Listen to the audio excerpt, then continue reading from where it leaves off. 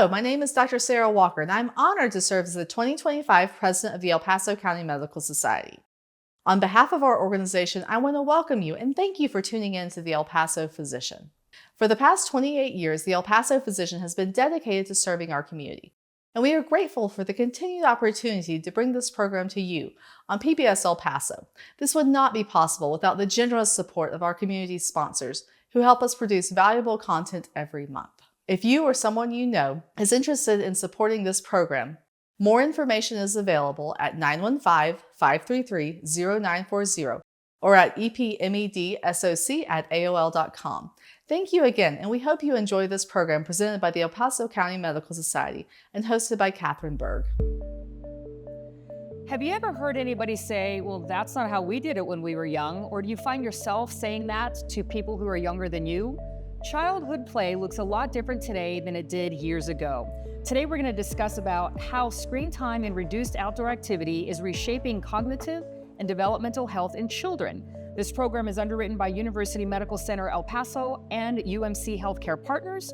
And we also want to thank the El Paso County Medical Society for bringing the show to you since 1997. I'm Kathrin Berg, and this is the El Paso Physician.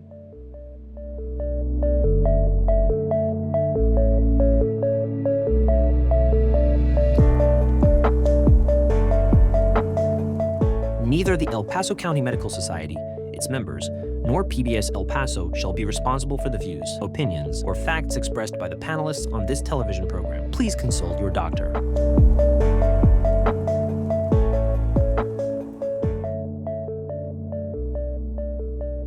Thanks again for joining us. Today's childhood does look a lot different than it did when we were growing up. I'm 59 years old. I often like to tell people how old I am because it's a lot of perspective that we bring to the table.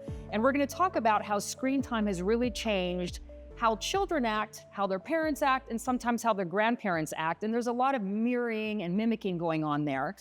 Today we have three pediatricians with us. We have Dr. Alison Days, who again, pediatrician, and she's with UMC Healthcare Partners and Healthy Days Pediatrics. We also have Dr. Ruben, it depends on if we want to do it the Italian way or the Spanish way, right? That's we correct. have Dr. Ruben Roncallo. That's correct. He's a pediatrician, also with UMC Healthcare Partners and Border Pediatrics. And we have Dr. Janel Lynch, who's a pediatrician with UMC El Paso Clinic. So now that I kind of have described where you all are from, Dr. Days, I'm going to start with you because you do a lot of things with the El Paso County Medical Society. I'd like you to talk a little bit about that because it's a big deal. And if people don't know how hard you work, they should know. And then I'd like you to bring it to your role here today on the program. Okay. Well, in terms of the El Paso County Medical Society, in the past, I was a president. That was several years ago during the pandemic. Yeah, wasn't that fun? That was not a lot of fun. Jeez. It was a lot of work. Currently, I've taken more of a backseat position to some of the newer people on the executive board, but I still help out with several of the executive committees, including their educational committee, which helps with this program, and the magazine, the El Paso County Physician magazine. So I would like for you to talk a little bit about the El Paso County Medical Society, El Paso Physician magazine, because people who are not familiar with that and only watch a show, what is the platform for that? Why does that exist? Maybe that's a good way of describing it. So the magazine is actually much older than the TV show, and started as a way to involve local doctors in both submitting items that they were working on, so submitting research, submitting case reports, and allowing it to come out to the rest of the community so we could all sort of know what each other were working on. So that's how it started. Kind of that peer-to-peer Peer-to-peer, thing. exactly. Yeah. And over time, especially over the last 6 years, and even more specifically the last 2 years, we've been working on trying to bring it into the 21st century in terms of things like getting it more online, getting it into a way that we can look it up and research. Like if you're doing research, you can look up a specific topic that was quoted, or there was an article in the El Paso Physician magazine, which you didn't used to be able to do. You could read the whole magazine online, but it was a PDF format. Now we're trying to make it so that it's actually a researchable format and in the way of the Library of Congress, with labels like that. So we're taking on our new medical students, new college students who know more about the online platform, speaking of screen time. But having that be available now online. And they just know stuff. You give them a screen and they can fix it, which is lovely. Dr. Ruben Roncallo, Let's talk about you. So you've been in El Paso, how long, and what is it that you do all day to help people at home understand your perspective coming to this program? Okay, I've been in El Paso since 1993, probably it's 33 years ago. Okay. So I was born in Colombia, and then I finished my medical school in Colombia, and I went to come to the United States to do my pediatrics fellow. So I came to Texas Tech after I passed my boards.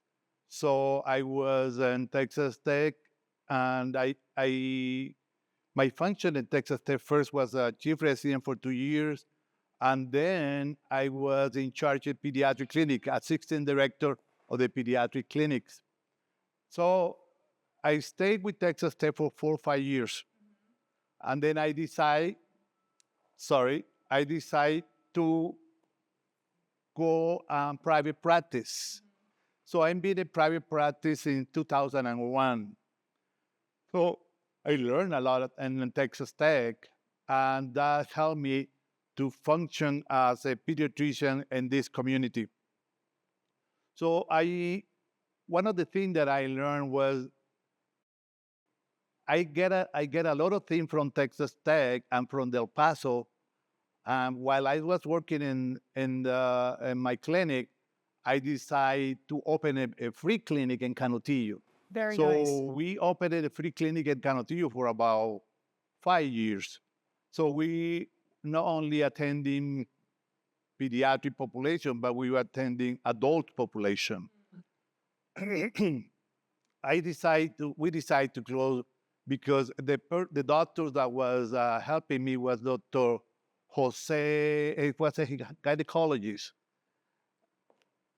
So it was a beautiful person dedicated to help El Paso. So I stayed there. Then I was working for almost 20 years with Washington to be in charge of all the illegal immigrants. So I was the doctor in the shelters. And then I decided to just go with the UNC. Right now, I'm working for UNC. My clinic is UNC Healthcare Partner Board of Pediatrics. And it's been amazing the way that I'm working in UNC because I'm able to help people. Now, when I saw the topic, when I was reading the topic that I was assigned, so it's so good because now I'm the director of the Juvenile Detention Center. So I know what's going on when you don't pay attention to certain conditions that kids develop when they are young.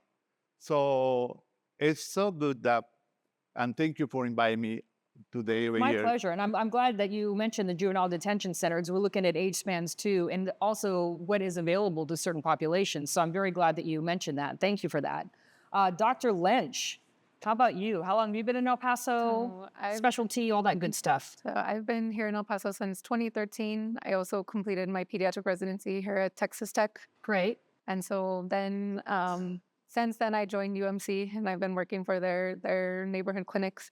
And it was, a big reason that I chose them too was to be able to work with like underserved populations, kind of their dedication to doing that. I worked at a variety of their clinics. For 5 years, I was working in Fabens in their clinic in Fabens. And then now I'm working here in the West Clinic. So I see patients from newborns through adolescents. I'm a general pediatrician. Okay. So this helps me a lot too with the area of how we're going to do our questions. And Dr. Days, I'm gonna start with you because, again, pediatrics is everyone from 0 to usually 18. But I know my kids saw their pediatrician till they're like in their 20s because college and everything gets kind of crazy. So we used to talk about traditional injuries. You'd go outside and your bicycle, and I have scars on my knees still when I was riding a bike and the skateboards and my broken tooth because I crashed on the way to the pool. What kind of injuries are you seeing now that are being replaced by old school play? And I don't even know if you would even call that. And I guess, too, the trend that you saw. Right. And I don't even know what year it was when everybody started getting phones. I'm thinking my children are 29 and 23, and my daughter, I'm a working mom, had to write me a dissertation as to why she was allowed to get a phone in the 5th grade. Well, That's something that I remember. I can tell you just as a side note to that, one of my nephews was born in 2000, Okay. the year 2000. And when he graduated from high school, the statistic was that was the first generation that had never been without a cell phone. 2020, So that makes sense. I would say, or he graduated 2000 was when he was born, and he graduated from high school in 2018. So I want to say somewhere around there, those teen years was when we started doing that. The interesting thing is that, and I did actually look this up just to see if I was wrong or right, we are seeing a lot of new injuries and new health conditions as a result of people using screens more often, but we're not necessarily seeing less of the other things. So I can tell you in the summertime, we still see just as much football injuries, concussions, people falling off their bikes, but now it's dirt bikes more than regular bikes, or it's, it's BMX, crazy bikes, kind of things like that. It's scooters, but there's all kinds of stuff out there that still happens. So we still see we still see younger kids who are just running too fast and trip over something and fall. So those injuries are still there. The question really is, how has screen time affected those type of injuries? And there is some research to show that, yes, that possibly because people are using screens later at night, they're getting less sleep, the teens, and so they're actually more prone to injuries in their sport or in their kids are using screens at younger ages. So whereas they might be running around in their local, backyard or something and trip and fall, now they're running holding a phone and they trip and fall. So you're seeing not new injuries in themselves, but new ways they get those injuries, right? So things like that can happen. We also see things like changes in bone structure that we're starting to see now. Oh, and I've let's even talk talked about with that. chiropractors that have said they've seen this, and orthopedic doctors, where they're actually seeing reshaping of the neck bones because kids are like this all the time. And I can literally tell you, my younger daughter, who's 16, I am constantly telling her to do this if she's looking at her phone. Yes, right. Even the adults, and we Yes. have to watch it too. And so we're seeing more back aches and more neck aches and more headaches that are from neck problems or how you're holding your head. We see more hands aching, and there is something now called like the texting thumb, from people doing this all the time. I thought it was arthritis. It's basically like what used to be called a trigger thumb is Gotcha. now the chatting, texting thumb, but it's basically the same type of strain on the finger from using it constantly. So those are the things I've started to see. And then, of course, there's things like visual differences. So maybe kids are, if they're starting like this from a very young age with that screen, it used to be that we wouldn't see a lot of visual changes until they hit middle school or high school because they were staring more at books, or they were staring maybe at the early part of computers for school.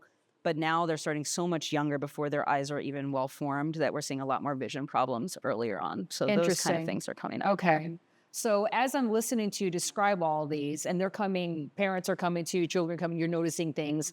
What are the treatments and or simple advice that you're giving to parents regarding their children? Like, what are some of the most common things that you're saying to parents? Because you can't take away the phones, but we're trying to be realistic. It's it is part of now. life now. Yeah. No, it's really part of life now. In fact, the AAP recently changed their recommendations because it used to be hourly. They used to say, hey, you shouldn't watch more than, or let your kid watch more than 2 hours of screen time. And then they realized, number one, that was unrealistic because screen time was also now part of school. I mean, I can tell you again, my younger daughter, we kept her from Instagram for the longest time. And then in high school, they told them, you have to have Instagram because that's how we send out information from the school now. Okay. And so we had to do it, right? So they can't limit it to that extent anymore. But now they've modified it to say, look at your child, look at what type of person they are. Do they have an addictive personality? Are they going to be on all the time? Okay, you might need to limit that kid more or put in more, blockies on their phone, like, restrictions on their phone for that, or wait until they're much older to allow them to use those social media things. Or they'll say, hey, make sure all the time we say, no matter if they're 2 years old or 18, try to watch stuff with the kid. So don't use it as a babysitter. Don't be like, hey, here's your screen. Which we see all the time. Which we see all the Oh my time. gosh, And it again, feels like- I have parents sometimes who say, I'm such a bad mom, I give it to them. I said, you're not a bad mom. I get it. You're running around crazy. And, we used to give something else to kids, food, or we used to plop them in the walker or whatever. And now we give them a screen. And it's the same behavior. The thing is, you just want to watch that. I mean, if you do it for a couple minutes while you run into the bathroom because you have to do it and you haven't had a chance to yourself all day, it's perfectly fine. if you leave that kid with that phone in a walker for 8 hours, that's really not appropriate, Exactly. right? So looking at some of those things and modifying behaviors that you know are going to happen anyway. So just talking to them about, hey, if you're giving your child, your 2-year-old, a screen and an iPad and they're watching TV, look at it with them and use it as a learning interactive tool. Hey, what's that child doing? The same way you would a book, right? Right, there you go. So you have to do, and if you have a 15-year-old who's watching shows, maybe they shouldn't, maybe you can't keep them away from it because your TV doesn't block that, or they have an older sibling and they go on the sibling's profile. And so I they do can want watch to stuff. bring up content throughout this hour. And we could talk that after, Yeah. but then you sit with them as well. So, hey, sit with your 14-year-old and watch Interview of the Vampire or whatever. Personal experience with that one. I was going to say, that's an old movie. Yes. We're So showing you your watch age. these kind of things with them and you talk about, hey, what are they bringing up? You know, what kind of issues are coming up in the program, and have a discussion and a way of entering that conversation with your child. Right. So that, Right. So, Dr. Lynch, I'm going to turn things over to you for a moment. Sun exposure. And I know there's such a controversy on that because it's sunscreen and this and that and the other, but there's good old-fashioned vitamin D, and we happen to live in the Sun City, thank goodness. So it's different here, but are you noticing, and are there any detriments to it? Are you noticing kids just not getting out as much as they used to, vitamin D deficiencies, et cetera, et cetera? How's that kind of factor into everything? So I do see vitamin D deficiencies in my practice, and definitely we do believe that it's tied to kids getting out less often than they used to. So lifestyle changes. So before, when kids used to be outside more, and now, like we said, they're inside more, on the phones, playing video games or on the tablet instead of going outside. So I believe and I do see kids in my practice that are deficient in vitamin D. And I believe the estimate is around 15% of younger kids and 30% of older kids that are deficient in vitamin D. So it's something that, And what that does we vitamin do see. D do for us? Like, why is it so good for us? So the major thing that we're worried about is bones. Having kids need, or anybody needs enough vitamin D to have strong, healthy bones. So that's a big concern. If they're very deficient in vitamin D, it can even cause an increased risk for broken bones, things like that. If they don't have enough vitamin D. There is also for immune function, and then as well as some research showing increased risk for depression if they have low levels of vitamin D. So it's an important vitamin. I love this program for so many reasons. That we have kind of some questions that we have, but then you all will go into different topics. And I do want to talk about depression because I feel like that is such, not that it has not always been there. It has always been there, but either it's coming to the forefront more, or there are more, doom scrolling, et cetera. So I do want to talk about content. Like anytime we can throw in some content, again, the way I look at it is doom scrolling. I know it's called so many different things. Talk about depression and just mental health in the area of screens. We have unfortunately seen an increase in depression, anxiety, and as we've seen an increase in screen time. And unfortunately, and even higher, especially for adolescent girls, there's a lot of some of that is believed to be tied to social media. They're comparing themselves to and unfortunately cyberbullying, things like that are happening. So it does tie into knowing your child. So perhaps if your child already has social anxiety, that might have even more negative effects to being on social media or more screen time than maybe your other child that doesn't have that issue. But unfortunately, because not only are they're exposed to the social media, the things maybe they're not realizing that might not even be true, the things that they're comparing themselves to that they see people have. Unfortunately, it's cyberbullying. Like I had said, that does happen, and just what happens when they're inside doing on the screen instead of outside exercising or face-to-face interaction with friends. That used to be happening more, that maybe has been replaced with online interactions. And then even exercise too. I mean, exercise can be a great way to decrease risk of depression and, get those endorphins going. But instead of, that, they maybe replace time that they would have been exercising with being inside on the screens. So we have to really be aware of what we're replacing, what are they not doing because they're on the screen. So you're mentioning some of the treatments, so to speak, or some of the advice. And just, again, the whole world of being realistic, and I want to ask about the juvenile detention center as well. Being realistic, you have the parents and the child, or just a child in front of you, and you're giving them exactly what you're saying to me. Hey, try to do more face-to-face time with your friends, this and that and the other. Do you find that to be welcoming advice? Do you find that to be, oh, she's a doctor, I'm just going to blow her off? And I want you to be brutally honest, because I think that's what affects, because people who are watching and listening to this are like, that's exactly my kid. That's my grandchild. And just drone that home, I guess. Well, I try to be realistic. I mean, probably you're not, the screens are everywhere. They're in schools. We're not going to get you rid can't of, avoid them now. of screens. So really, and to understand with, with parents, like, sure, of course, or, sometimes maybe they do for a short period of time that, or so they have another sibling they need to attend to or something. We're not saying that you're a bad parent if your kid has some screen time, but being aware or making sure that they are getting, the other things, it's not taking over their life. It's not, they are getting some face-to-face time with you. Like, a good way is, or making sure that you're not having screens at meal times. So you're having face-to-face interaction with them, or if you can't do meal times, at least, another time in the day that you are putting down the screens, that they are getting a break, instead of it being sort of like a constant thing. Trying to make sure that they are getting some physical exercise. So even if they are spending some time on the screens, we would say, like, we're at least an hour a day. I mean, if you could do more, that's great. But something where they're moving, they're exercising, they're, having, and then as well as those face-to-face interactions, but also the exercise. Yeah. I mean, it's something that it's different that we haven't talked about, but sleep also, because a lot of the time on the screens is taken away from sleep. So that can have a lot of, even in terms of them feeling more depressed or things like that, because they're tired if they're not getting enough sleep because they're on the screen. So sort of, they're going to have screen time, but then making sure that it's not like they're getting these other things that they need also at the same time. Even as an old person, right? I mean, I've had to wean myself off of nighttime screen time. Because I'll go down a rabbit hole. I'll see its algorithms are a blessing and a curse. You find something that interests you and you go and it's another click, another click, another click. So it's, to your point, it's whatever your addictive behavior can be. Dr. Roncallo and Carlo. Okay, so grandpa in Italy is Carlo, right? Carlo here for everybody on the border. That's correct. I love it. And I love the way that you explained that earlier too.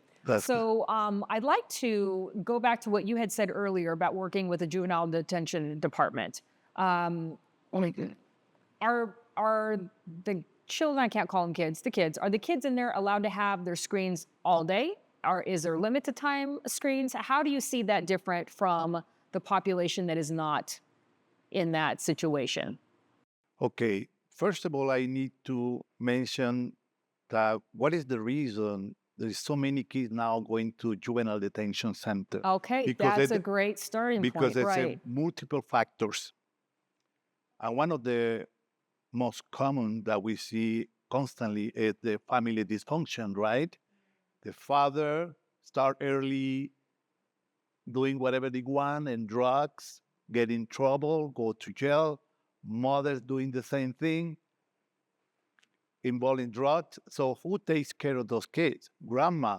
Grandma is not capable to handle the whole thing. So those kids decide that they don't have some kind of guidance. They have other problems that never been diagnosed because grandma didn't have the chance to take the child adequate to the pediatrician and be screened. One of the problems that I found there is something that we see frequently. So simple, attention deficit disorder. Yes, right. So attention deficit disorder, they don't pay attention. And we know what is attention deficit disorder. One of the main things in attention is impulsivity, disorganization. So many things that they involve in that regard.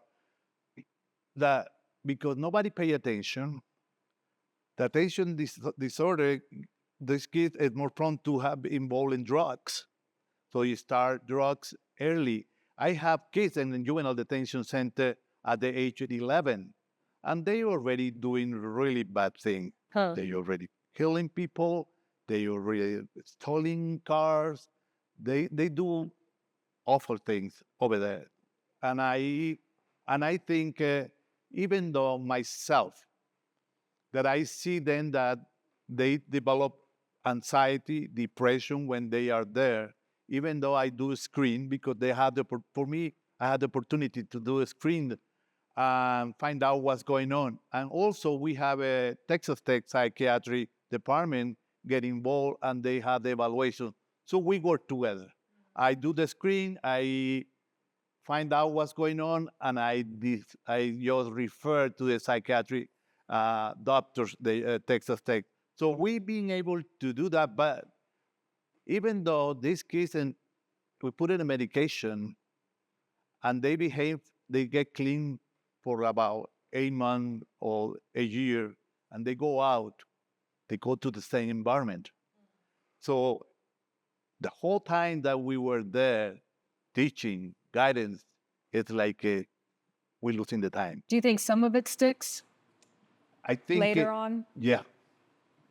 Yeah. And so I've been working with the juvenile, and they're doing a beautiful work because they teach them to welding, they teach them electricity. There is a program there called Challenge. It's a lot of discipline. And you see that they are different kids when they are there. And they try and they function, and we guide them. But the thing is, the problem is not there. The problem is it's When they society. leave at home, yeah.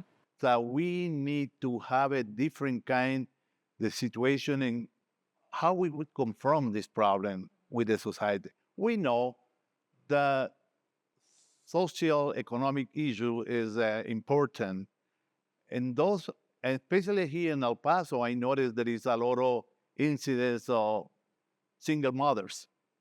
So those single mothers, my God, when they go to my office and they tell me what they do, they have to work, and they had to come, and they had to wash, they had to clean, they had to cook, and they had to teach the kids. Mm-hmm. It's overwhelming. And do you think the kids will get it? I don't think so. It's too many things that the kids, what Dr. Day was saying, they have to do other things that they need to give it the iPad, the telephone, for them to finish the work that they have to do. So I've been involved in El Paso, managing a lot of behavior issues, and I see most of the autistic kids in El Paso. And I say, well, autistic is something else. Behavior is something, some of them is genetics, but the majority is acquired because of Their environment. Yeah. So here's a question, and there may not be any answer to this. Outside, the outreach outside of the home, the Children's Detention Center, and the families, I know that there are programs, and you guys are fantastic about creating these programs. And again, just with brutal honesty, how many families are able to or do participate in the retraining if possible? Again, there are circumstances where they can't be retrained, but is the reception of help being received by the parents and by the grandparents and the people who are taking care of the children outside in their home environment? Do you see that being addressed? That is a very hard question. Why? It is. Because most of those parents are in jail. Most of those mothers are using drugs. And the mother and the grandparents, they don't have enough education to understand the whole thing that we're trying to do. Even though even in the juvenile detention, they train them and they pass the test to have the high school. And we say, you're ready. You can work any place that you want to. But it's tough because they go into the same thing. So that question, it's hard to answer. There may not, answer. like I said, there may not even be an answer to it. Yeah. Just kind of curious how that comes Even though to we as a pediatrician trying to help our grandparents and help the society in El Paso, but there is something else that we don't see in our clinics because those kids, they don't go to pediatricians at all. Yeah. So here's a question. I'm going to kind of throw it out. And Dr. Lynch, I think I'll start with you, but cognitively. So I think that, and have heard and, research here and there, the way that kids learn today, just cognitively versus, and again, I'm 59, say someone who's in their 70s or 80s, used to be go to the library, there are books. And then it was like, well, then you have, what do you call those cheat sheets when you could read a book? And it was, anyway, there's just all kinds of ways that Cliff Notes. I kind of lived off of Cliff Notes, don't tell anybody. But it's just one of those things. So just cognitively and the whole sphere of learning now, how has that changed? And I don't even know how many years you want to say since 2000? Maybe we can look at since 2000. How do you think that has changed since 2000? And where are we going in the future? I don't want to introduce AI, but I feel like it's everywhere, and screen time is AI time. So Thoughts? And everybody can chime in on this one. I mean, I think that we have seen it is difficult for kids to pay attention longer, or to read a whole book, or that becomes more things that we maybe were more common before. Sort of the videos are getting shorter that they're watching, sort of, and they just scroll from this, that. They don't even, I think most people don't even watch a whole video, or the longest is like maybe, I don't know, 10 seconds that you watch before you go to something else. You're just constantly kind of scrolling to different things. So it becomes difficult or more challenging to focus more, or or something that are learning that does require sustained focus. So I mean, I think, and then we've seen that in schools, and then so AI for sure is coming, and then whether that that's really going to change.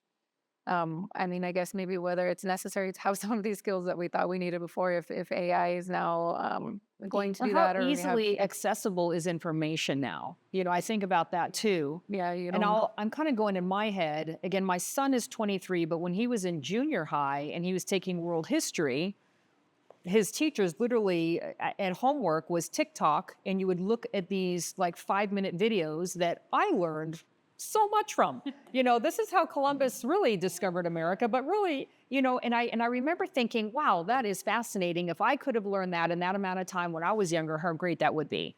So I want to look at both the positives and then obviously the negatives, but maybe that's what I'm looking for here too. What have been the positives? I mean, I guess not social media, but that is on social media. Like you said, they're getting homework on Instagram. These TikTok videos, frankly, were brilliantly done by a scholastic entity. And just again, the ways of learning. AI can basically be the teacher now. So I guess, or a positive is you can get feedback. I mean, right away you could put, you put that there and get it corrected. I mean, I guess the negative is that AI can write your papers for you now, I guess. Yeah. But yeah, you can. I mean, any question you want answered, I mean, I guess that can be, positive and negative, maybe. And you can challenge it. Dr. Days? Yeah, sure, I was going to say, I think a positive, and I was actually just mentioning this to my family the other day, again, back in our day or any of our days, we would have to someone would ask us a question. Yeah. Maybe outside of school, hey, did you know whatever, this happened a long time ago? Oh, let me see if that's true. And we'd have let me go to my 18 encyclopedias that are on the wall. Or you'd have to go to the library and get it and look it up on microfiche even, or that kind of thing. And so I think microfiche, look at you. Right. I love so it. I think the advantage now is that, yes, you can get information very quickly. You can answer questions very quickly, and you can get it from all over. I mean, it allows you to reach to different countries and different people and different things. The downside, I think, to that exact same situation is what you were saying, is that, number one, I think these days with AI, and even before AI, it's hard to help your children, and even for us adults, learn what things are actually correct, right? Which things are worth believing and which things are not, and to stay away from the downside, because you could at the same time be looking up one thing and other ones come in just automatically. They're scrolling and all of a sudden they've got another thing that's on there that isn't what you were trying to look for. Right. And that is where it becomes extremely hard for parents these days, because again, you can put some restrictions on kids in terms of how often they're on YouTube or what things to go to YouTube. But in reality, it's almost impossible for that to be helpful these days, because it's so easy for the AI bots or whatever you want to call them to sneak underneath that and reach the kids anyway. And then the kid will look up what they just saw. And that just spirals. Like you said, the doom scrolling is just everywhere now. That's the downside to it. But I do think there are some advantages. And I know that my kids have learned how to memorize things faster, because they're not sitting to look. They're hearing it, or they're hearing music with it, or they're seeing someone dance to the rhythm of a history lesson. And so all of that comes into play. And I think those are the good sides to it, I agree. Yeah. Dr. Roncallo, so if we're looking at learning, kind of the same concept and the same question to you, and again, I'm looking at you, even though everybody kind of has the same population, I'm looking at you as a population too, that learning continues. And I'm going back you're the juvenile detention guy today. Just because you mention it, you're not that guy, I get it. But because you mentioned that, that's a unique population that is different from the other populations.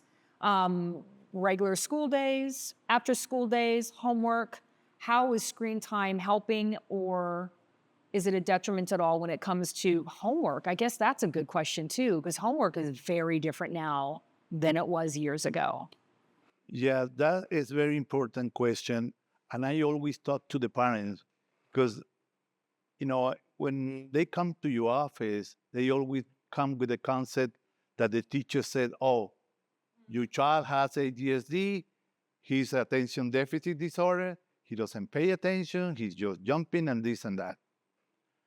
So, and then when we screen those kids, in reality, it's not ADHD. It's something that we need to have some kind of the guidance and it's at home, studied at home. For example, that's the first thing that I do with the parents. So, do you have a special schedule with the kids starting when they wake up? So you have to wake up at this time, you take the breakfast, you go into school, you coming from school. So what do you do after school? You do homework or you go free activity, 1 hour, 2 hours, what time you go to sleep? Brain is conditioning all the time. If you condition that brain is going to work better, more organized. So what happened is it's the same thing in weekends. So most of the kids come in Saturday and Sunday, and they don't know what to do. And they spend time doing things that they don't supposed to do. So I think we should, pediatrician, guiding the parents and start telling them things that they should do to improve the cognitive and the relation between what the school is and what its home is. So those kind of things, we always need to pay attention. And that's what I do because most of the parents think, let's say there is a true ADHD. That's another problem. Diagnosed. That's another problem. So I'm going to go down that road for a moment, all three of you all. How does one diagnose ADD, ADHD, am I saying that right? ADHD. And then when do medications come in? When do behavioral differences come in? And I know I'm opening it up. I respect it. Everybody's different. God, this I is am a so sorry, big but question I want to because, know. Millions of people have this kind of condition. Yes. So attention deficit disorder, simple. It's just deficit in attention. I see squirrels all the time. So and it's just like, we are here and I'm looking at you and my brain is thinking something else. I'm with you. I understand that. And completely. then the other one is with the hyperactivity, ADHD. So in that one, the kid, it's not their fault. It's the brain.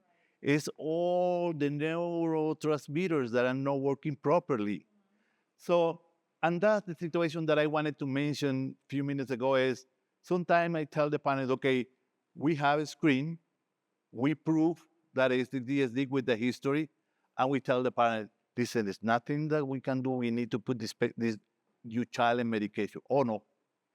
You're not going to do that with my child. Mm-hmm. So that is completely wrong, even though we have to be really strong and trying to educate them. Why? Because those are the kids that end juvenile detention center. Yeah. Good point. Excellent point. And that's so difficult too.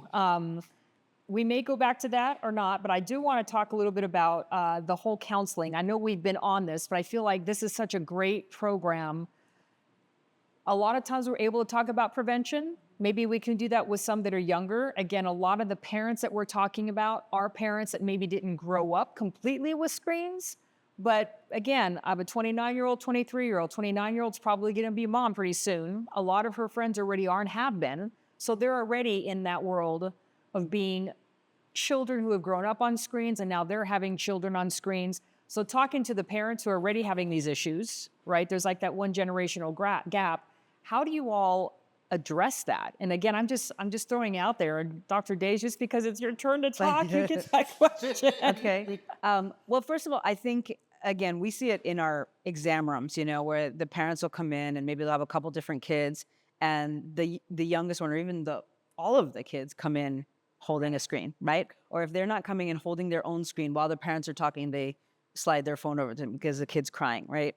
And so I think there's a couple issues there. So one is that the parents, like you were talking about conditioning, the parents are conditioning themselves to give that every single time the kid cries, right? I can't listen to the child crying. I can't, I'm too stressed to figure out why they're crying. I'm just gonna hand them something to occupy them, right? So that's the first part of it. And the second part is the kids themselves. The longer they're and the younger they are when they start looking at, the more I think we see attention issues, because they're used to those quick scrolling and those quick videos that I can't stand because they're so quick. It's addictive. Yeah. It's dopamine, right? And so it's much harder for them after that point to pay attention to things for a normal amount of attention span that we would all. Now, that doesn't mean they have ADHD. It just means now they don't like things that aren't quick anymore. Okay, so they do that. Kids with ADHD, sometimes you'll ask the parents, okay, what do they like at home, or what do they do that they can sustain attention to? Almost 100% of the parents will be, well, they do fine if they're playing a video game. A video game. Right. Because the video game is active for them. So they're watching it go by and it's active. Whereas if you tell them sit and read a book, sit and play with blocks, sit and go outside, it's not active enough for them to help them calm down. And so one of the things you want to look at is, I talk to the parents a lot about, again, what is your child like? Things about calming them down. So what can we do to calm them down that's not a screen? So talking about that, what can we do for that? What can we do at night? Because I have multiple levels of teenagers who will come in and the parents will complain, they're so tired in the morning, I can't wake them up. I'll ask the kids and I'll say, what time do you go to sleep at night? 2 in the morning, 3 in the morning. Why? Because I'm on my phone. And I turn to the parents, I say, why does that child still have their phone at night? It's you as the parent, they're going to be addicted to it. Because the child it's will very hard. fight to They'll death's fight. end And it's hard. to have Even that us, phone. when the phone goes off and it buzzes, you want to look at it right away, right? That's even It's all a of us will do dopamine it. hit, yeah, for and sure. so the kids who have problems with that anyway and don't have a frontal lobe that's fully developed, will sit there and they'll hear the buzz and they'll have to answer it and they'll have to do it and they'll have to do it again. And I'm constantly telling my own kids, it's not an emergency. Mine might be an emergency because we're doctors and somebody might be calling us. Yours is never going to be an emergency at your age. It's not. You're sitting there. So give it a couple seconds, wait, and then go look at it. Calm yourself down first, as opposed to reactively answering. And parents take the phone away before they go to sleep. In my family, it was by 8 or 9. You lose your phone, you lose all digital, and that's it. And then the next day, if you do well, you get it back. Yeah. Kind of thing. So I'm going to try to, again, we have varied ages in this room, but I'm trying to think too of just watching a newscast. Well, if you're watching today we're going to see, you'll see my face, but you're not going to see the ticker tape on top. Who's winning the World Cup? What's that score right now? And then hold on, you've got the stock market and it's got all this, and then there's this logo over here, and then there's the temperature over here, and then you've got this advertisement over here, and something new comes along. Oh, wait a minute, we're going to introduce somebody else, and we're going to have 2 heads talking. Then we have to introduce 3 other heads talking. And I often look at that as, what is my attention going to? Again, I see squirrels a lot. For me, currently, I'm a World Cup fanatic, so the only thing I'm watching is the scores and who's playing tomorrow, where are they playing? And so that's me, that's my scroll. And you guys can see 5 or 6 other things on that screen, but we're all watching the same screen at the same time, in the same place, getting different information. And I think about this often in classrooms now, when we're talking about bringing that down to pediatrics, to schools, to teaching. How has that affected, and I was saying earlier, just cognitively, how has that affected what is coming in and what is by perspective being processed? Because what's being processed is only stuff that you have perspective to, and I want that, but I don't want this. Do you see that being, and I'm going to put it in this format, do you see that being addressed now to where in the future, since we have this knowledge now, it takes a generation sometimes for us to get our butts kicked and figure out what's going on. Do you see that in the future being something that we can cognitively say, okay, let's bring it down, let's just have 1 or 2 subjects at a time, and let's learn certain things without having all these things just crashing into us? I don't When think you don't, No, you see it getting I think worse. we're gone. I'm trying to be positive. I'm trying to be positive. Yeah. Yeah, gonna say it's so too. the way that I do my life, Yeah. even though I think I have a part of the ADHD, but I know how to organize myself, and that's what I'm trying to do with the other Maybe kids. that's the key word, organization. I love that you said Yes. that. Okay. So let's say my wife loved this situation because before I leave home, everything is clean and organized. Why I do that? Because I wanted to start organize myself. Now, beside that, I need to have somebody in my office to have everything organized for me. When I go there, everything is there. Right. Because if not, it's going to be terrible the whole day. I get it. I do. I think the same way. If my space isn't clean, I have a hard time getting on track. When I say clean, in ordered, put in stacks, etc. So I function better. So that's the reason I tell the parents to do this close what I do, and you will see the difference in the kid. Something that I learned. And I say, I'm going to do and study about this.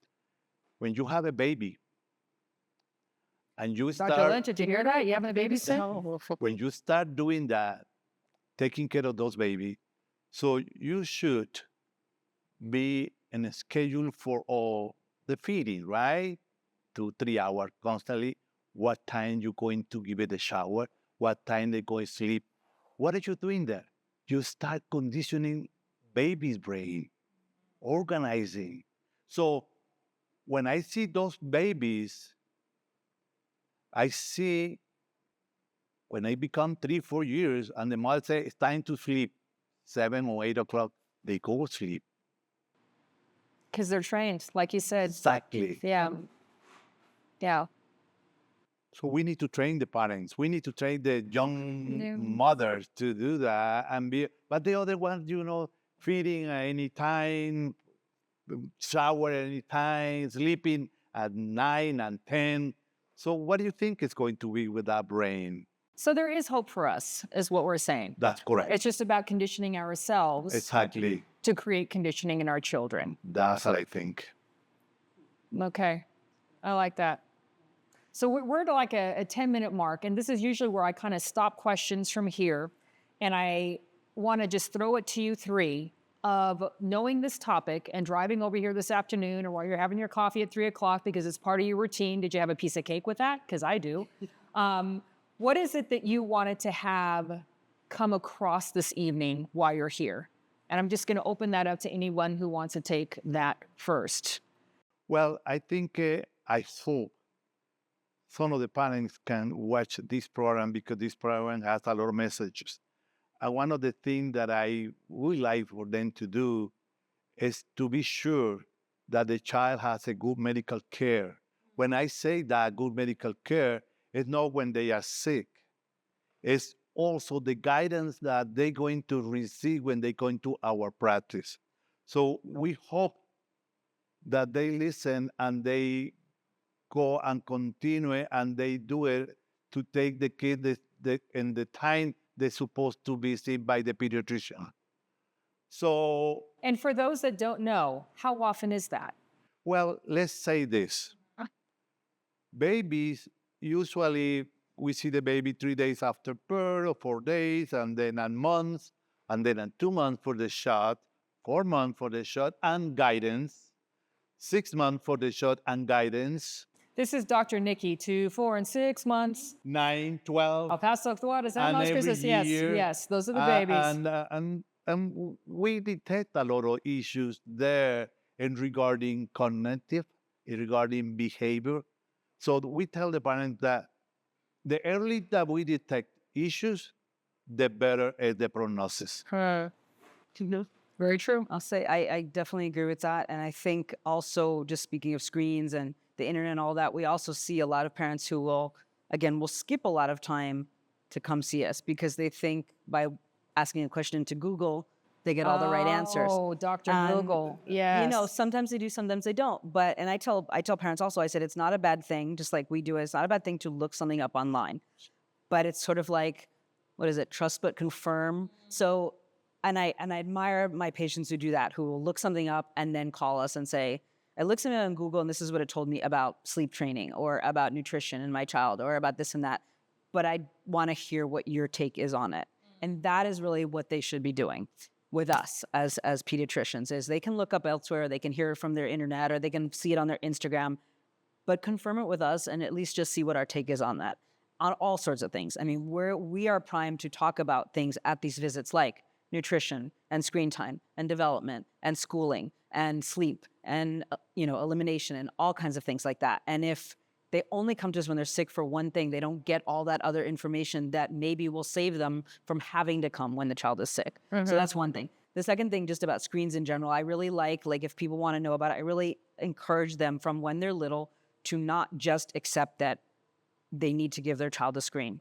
That there is such a thing called media literacy, both for parents and for kids, and to learn about what times are okay, what content is okay, when you should get help for someone who's on the screen too much, whether it's an older child or a younger child, and how it really can affect their behavior later on. So we get a lot of kids who come in later and they're having behavioral issues or they're having school issues, and some of it might be environmental and some of it might be, like I said, they're not getting sleep because they're not getting their phone. But the parents don't even see that as a part of the puzzle. They just say, oh, my kid is not doing well in school. They must have ADHD and they must have this. And then you work them back through everything and you find out that really it's a sleep issue. It's not an ADHD issue. It's not an academic issue. And the sleep issue is because of the screen, and the screens are because. So once you work that, so that's what we do too. So I just encourage all parents to not just look at it blindly either. Like say, okay, throughout their life, your child is going to be exposed to a screen. How do we want to do that? What do we want them to look at? And how can we sort of teach them through the years to use it wisely. I like that. Be realistic, right? like you said, it's not going away, but realistic about the training.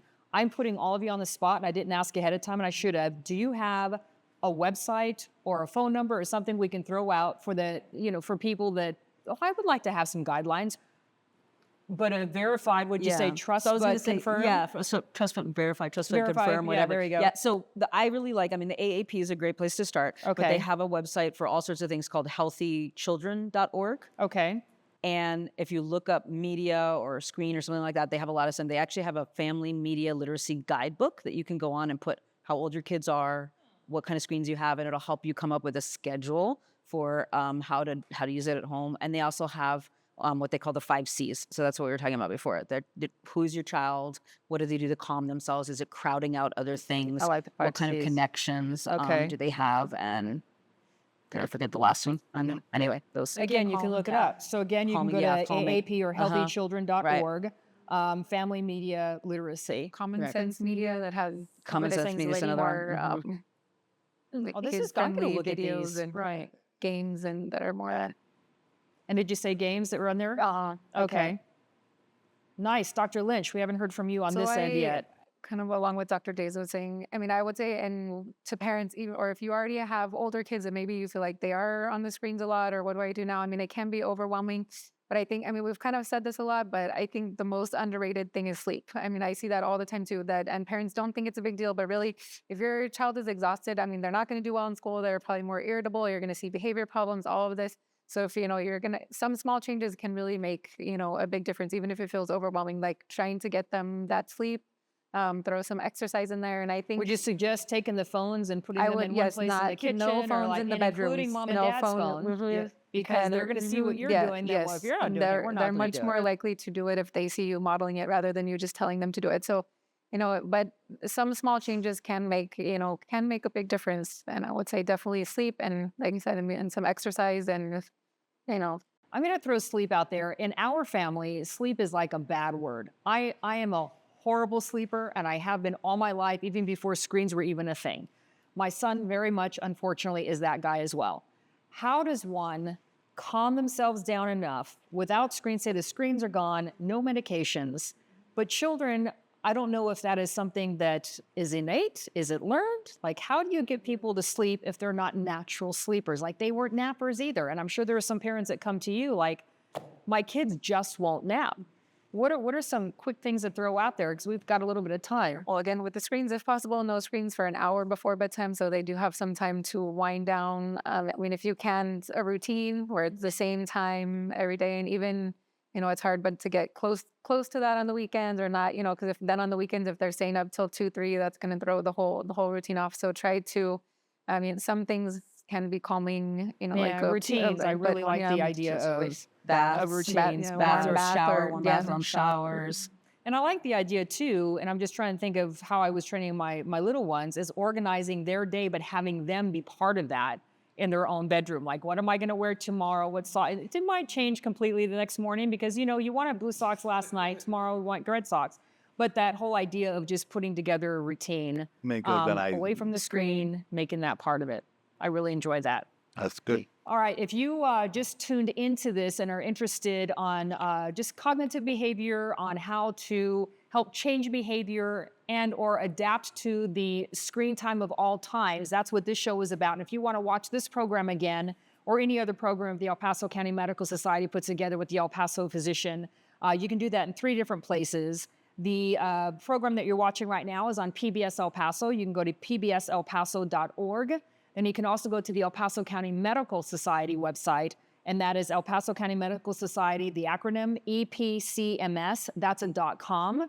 And then if you are familiar with YouTube, which I think everybody is, you can go to youtube.com. And the way that you search this is in the first 2 websites, the El Paso Physician will show up. You won't have to look for it. For YouTube, you have to write in the El Paso Physician. And usually the last show that we're doing, like this will be the last one that you will see in July, that will pop up. But if you're looking for a program that we did on knee surgery a couple of months back or on pediatric trauma, head injuries, we did that a couple of months back. But you can just look those up. So any program that is done by the El Paso Physician and by the El Paso County Medical Societies, you can find in those 3 places. Again, pbselpaso.org, epcms.com, and then youtube.com.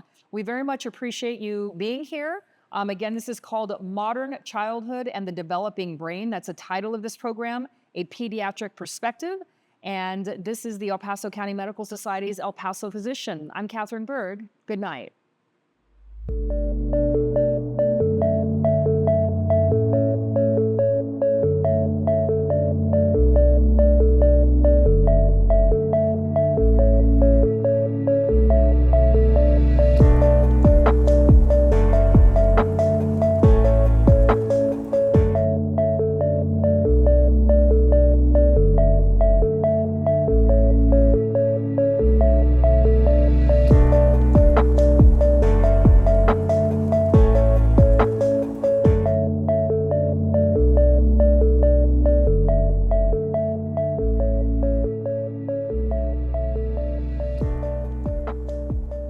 The El Paso County Medical Society is a nonprofit organization established in 1898 that unites physicians to elevate the health of the El Paso community.